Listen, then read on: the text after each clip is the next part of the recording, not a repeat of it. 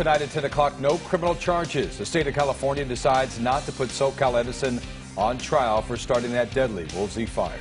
Panic at an Inland Empire pool. Several people report breathing problems after a chemical accident. Some even collapsed. And hurling a hammer. What led to this extreme road rage? Thank you so much for joining us on this Friday night. I'm Jeff Vaughn. Hi, everyone. I'm Susie Sa. This is KCAL 9 News at 10, also streaming on CBSN Los Angeles. After a 2-year investigation into one of the worst wildfires in Southern California, the state of California announced late today it will not seek criminal charges against SoCal Edison for starting the inferno. And that decision is angering people who lost everything. Here's KCAL 9's Nicole Comstock with more. Well, some Woolsey Fire victims feel like this decision sends a message to big companies that there are no consequences for burning down communities.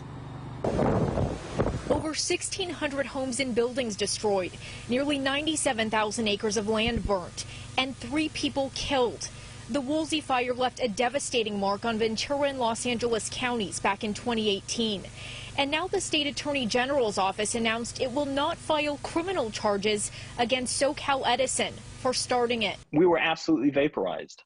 So, I am obviously disappointed.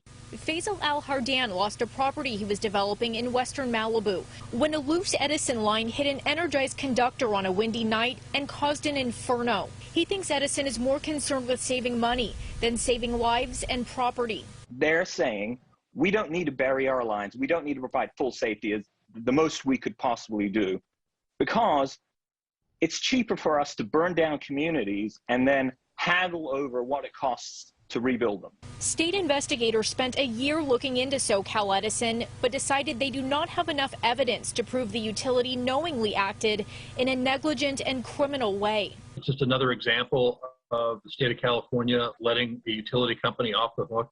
Attorney Alex Robertson, who represents 1,100 plaintiffs suing Edison, argues there is enough evidence to prove criminal wrongdoing. Edison was aware that they had malfunctioning equipment for many, many months before the fire started, and yet did nothing about it. SoCal Edison spokesperson Ben Gallagher sent us a response that reads in part, "While we agree with today's announcement by the California Department of Justice that there is no basis for charges, our thoughts remain with those who suffered losses due to the Woolsey Fire. The safety of the public, customers, communities, and employees continues to be the company's first and highest priority." And this decision doesn't prevent the victims from reaching civil settlements with SoCal Edison. The utility will pay out $2.2 billion in insurance claims for the Woolsey Fire. Reporting in Calabasas, I'm Nicole Comstock, KCAL 9 News. And now to a parking garage mystery in downtown